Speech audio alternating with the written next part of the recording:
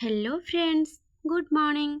राज creation channel ले समस्त को स्वागत। आज मु भिडियोटी नहीं आसी आमर OTT previous year math question उपरे। तो ये क्वेश्चन टी आमर ओटीटी रे पेपर 2 रे पड़थिला। प्राय पेपर 1 पेपर 2 रो मैथ क्वेश्चन सेम रहउची। तो आसंतु डेरी न करी क्वेश्चन गुडी डिस्कशन करिबा। फास्ट या पूर्व वीडियो रे मु 5टी क्वेश्चन डिस्कशन करथिली। आजिर वीडियो रे मु आउ 5टी क्वेश्चन डिस्कशन करिबे। तो देखंतु हमर जो 5टी क्वेश्चन डिस्कशन करथिली तापरे नेक्स्ट क्वेश्चन अछि हमर एटा पड़थिला 2025 रे। तो fx equal to 4x to the power q minus 2x square plus 5x minus 8 को x माइनस 2 द्वारा भाग कले भागशेष केते रहइबो। तो यार आंसर बाहर करबा आगु आमे फास्ट सूत्र को टिके रिमाइंड कर दबा। जदि fx को x माइनस a द्वारा भाग करा जाए, एठी fx देछि x माइनस 2 गोटे संख्या देछि बा एटा या फॉर्म कोन ना x minus a form. x minus a द्वारा जदि भाग करा जाए ताहले भागशेष कोन हबो f a हबो। f a रे एठी केते नि आइछि 2 नि आइछि। एठी fx को 2 नबा 2 नै कि हमें सॉल्व करबा। देखिबा कोन होछ answer fx equal to 4x cube minus 2x square plus 5x minus 8। x जगह हमें 2 नबा। तो जेठी हमर x अछि सब आडे 2 पुट करबा। तापरे हमें को सॉल्व करबा आंसर हबो 26। नेक्स्ट क्वेश्चन अछि हमर जदि a by b plus b by a equal to -1 हुए तेबे a cube minus b cube equal to केते हबो। एठी जहा देछि first a by b plus b by a -1 को हमें फास्ट सॉल्व करबा। a b हमरो a b रो लसागु जो हर अछि b आ a यार लसागु हबो a b। एको हमें भग्नांश मिश्रण जेमिति करंते सेमिति कले करिके सॉल्व करबा। कला परे हमर हबो a square plus b square equal to minus ab। ए जो ab टा एठी क्रॉस मल्टीप्लिकेशन हैला।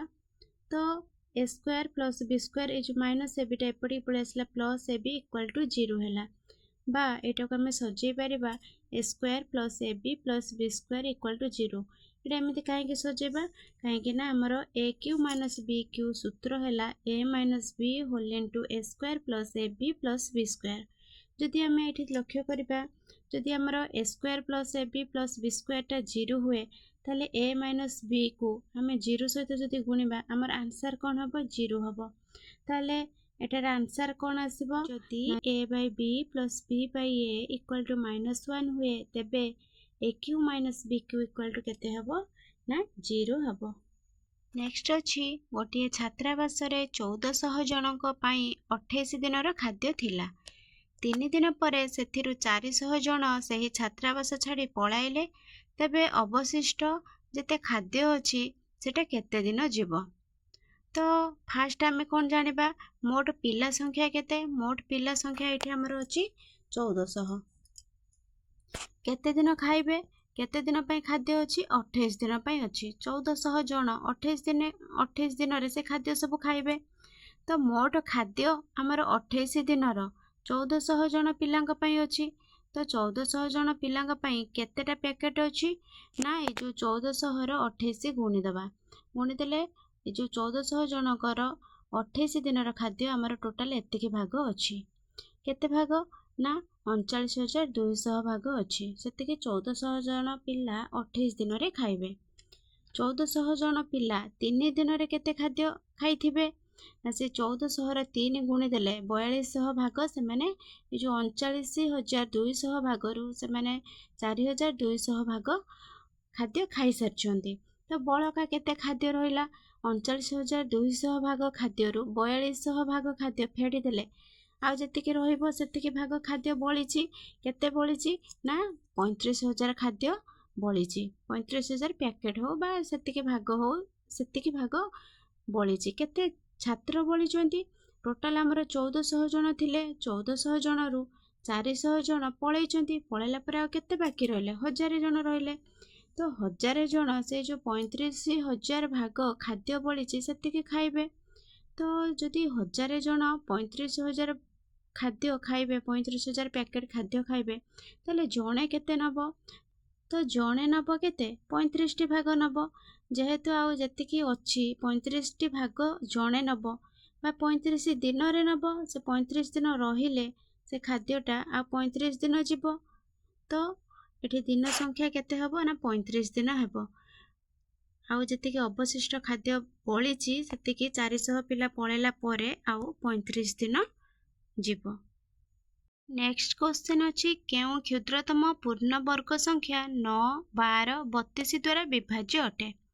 फर्स्ट आम 9, 12, 32 रो लसागु बाहर करदबा बाहर कले तार लसागु होची 288 ये जो 288 बाहरला 288 रो आमे ताकू उत्पादक निर्णय करबा तार उत्पादक बाहर करबा बा मौलिक गुणफल रूपे ताकू प्रकाश करबा 288 को आमे तार उत्पादकीकरण कले हमर आसीबो केते 5टा 2 आसीबो आ 2टा 3 आसीबो आमे ताकू जदि पेयर करबा ताले एठी हमर गोटे 2 बळी पडुची जदि ए गोटे 2 बळी पडुची आमे ए गोटे 2 रे जदि आ गोटे 2 गुणी दबा ताले हमर गोटे पूर्ण वर्ग संख्या पाई परिबा आमे गोटे पूर्ण वर्ग संख्या पाई परिबा ए जो 2 टू द पावर 5 होची बा 5टा 2 गुणी हेची या सहित जदि आमे आ गोटे 2 एक्स्ट्रा कर दबा ताले एटा कोन हबो 576 हबो एटा जो 576 टा 24 रो वर्ग तो एटा गोटे पूर्ण वर्ग संख्या केते 576 टा तो यार आंसर हबो 576।